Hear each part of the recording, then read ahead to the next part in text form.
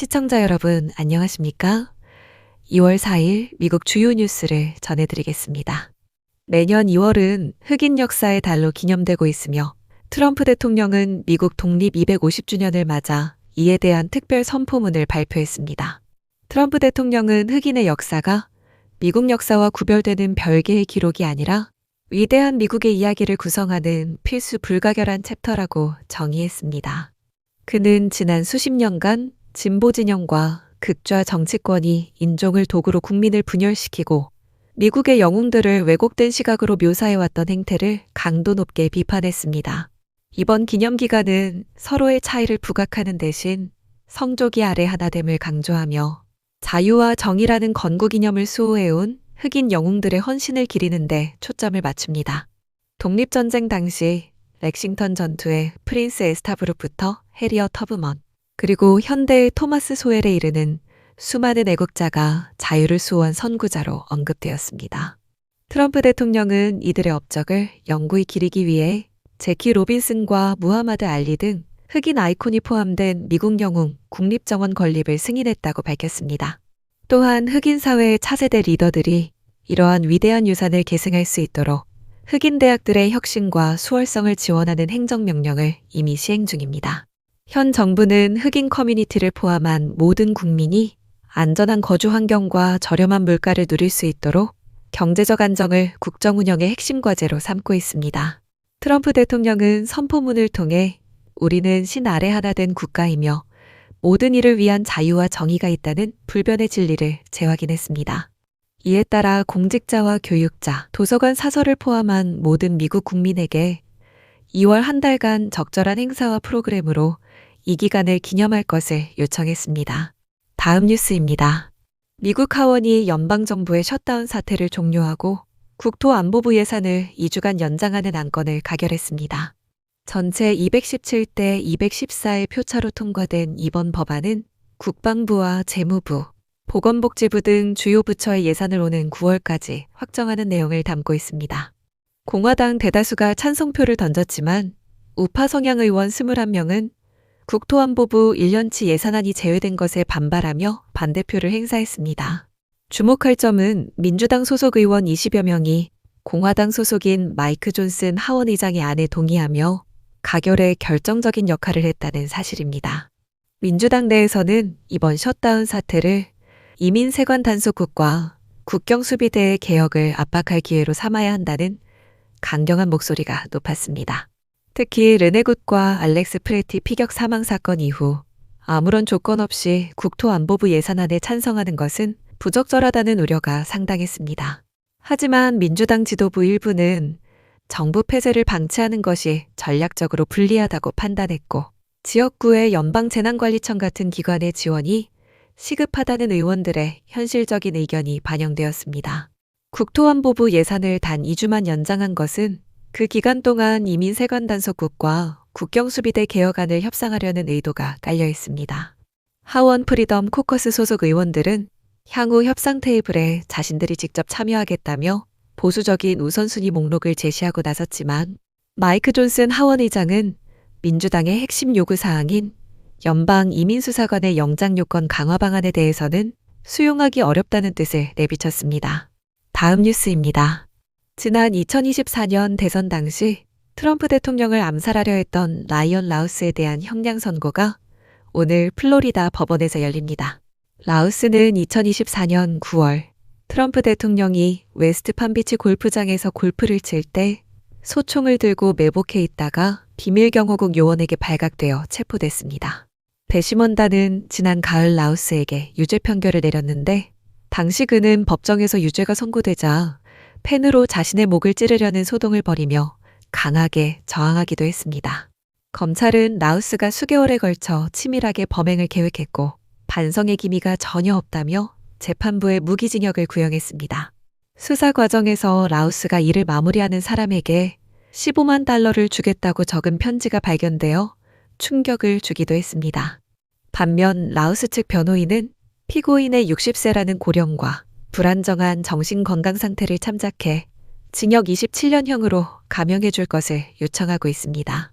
라우스는 재판 초기 국선 변호인단과 마찰을 빚으며 스스로 변론에 나섰지만 비논리적인 주장으로 일관하다 결국 유죄를 피하지 못했습니다.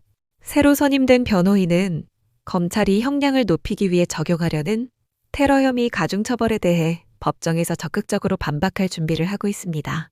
오늘 열리는 선고 공판에는 별도의 증인 출석이나 추가 증거 제출 없이 오직 피고인 라우스만이 직접 발언할 기회를 얻게 될 것으로 보입니다. 형량의 최종 결정 권한은 재판 내내 라우스의 돌출 행동을 엄격히 제지해온 에일린 캐넌 연방 판사에게 달려 있습니다.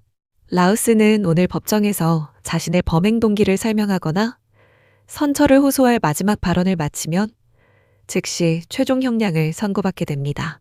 다음 뉴스입니다. 미국 법무부가 중국계 교육기업인 리버럴 에듀케이션 홀딩스의 주가 조작 사기 피해자들을 위한 보상기금을 공식 출범했습니다. 기소장에 따르면 지난 2024년 11월부터 약 4개월간 중국에 거주하는 일당 7명이 미국 투자 자문가를 사칭하며 조직적인 펌프 앤 덤프 수법을 동원했습니다. 이들은 SNS와 메신저를 통해 해당 기업이 큰 수익을 낼 것이라며 허위 정보를 유포해 나스닥 주가를 인위적으로 띄운 뒤 보유 주식을 대량 매도해 수백만 달러의 부당 이득을 챙기고 개미 투자자들에게 막대한 손실을 입혔습니다. 현재 해당 기업은 나스닥에서 상장 폐지됐으며 범행을 주도한 7명에 대해서는 체포영장이 발부된 상태입니다. 일리노이 북부 연방검찰청은 지난 2025년 5월 이 사기 행각과 관련된 자산 2억 달러 이상을 인사몰수 형태로 확보하는 데 성공했습니다. FBI 시카고 지부 책임자는 이번 사건이 해외 계좌로 자금이 빠져나가기 전에 피해금을 회수한 매우 드문 성공 사례라고 설명했습니다. 법무부는 피해 보상 업무를 담당할 관리자로 크롤 세틀먼트 어드미니스트레이션을 선정하고 본격적인 환급 절차를 준비하고 있습니다.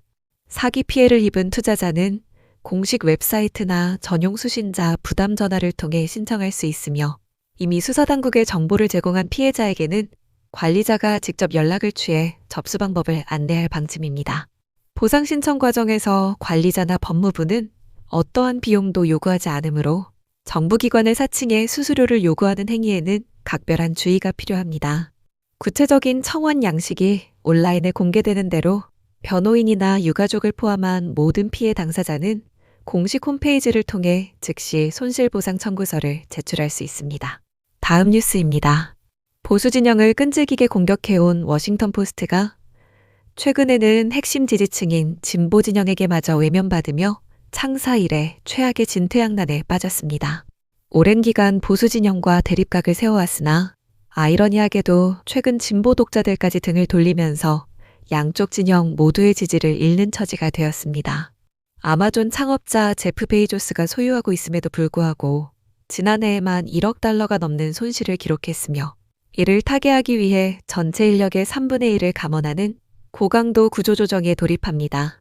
경영진은 이번 감원이 뉴스룸 기자와 사업부서 직원을 합쳐 약 300명 규모에 달할 것이라고 예고해 내부 긴장감이 최고조에 달하고 있습니다.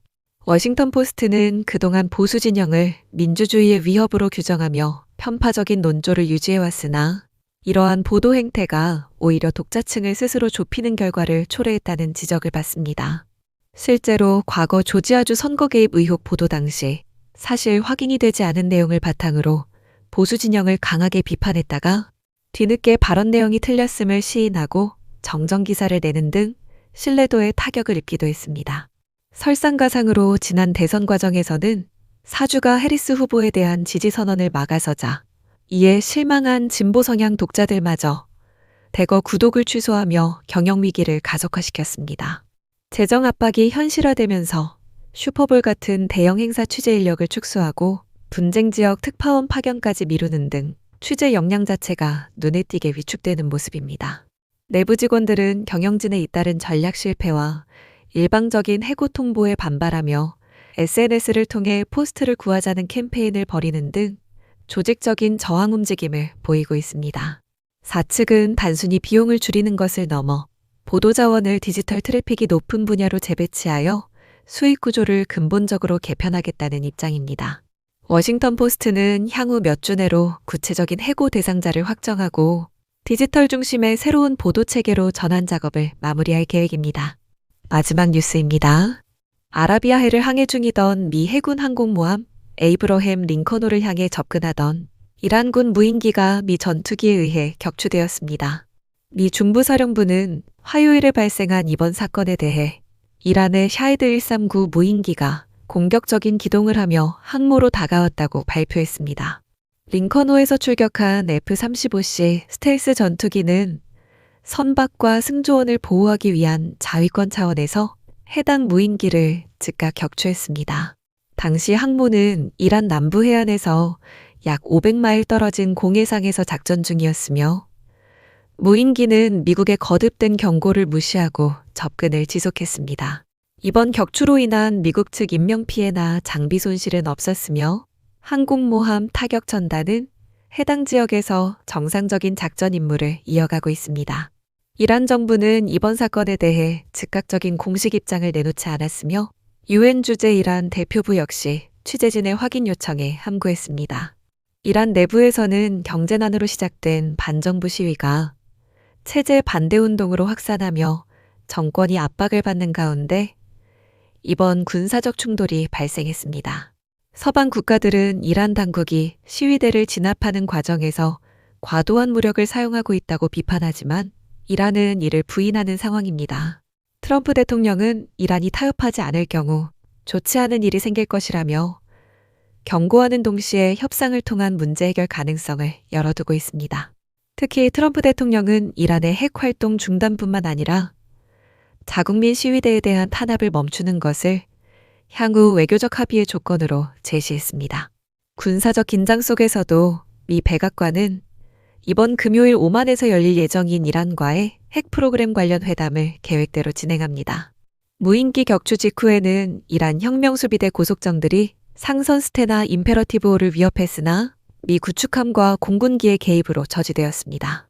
미 중부사령부는 이란의 무인기와 미사일이 상업용 선박과 미군 자산에 끼치는 위협이 증가함에 따라 영내 해군 및 공군 전력을 증강 배치했습니다. 이상으로 오늘의 뉴스를 마칩니다. 시청해주셔서 감사합니다.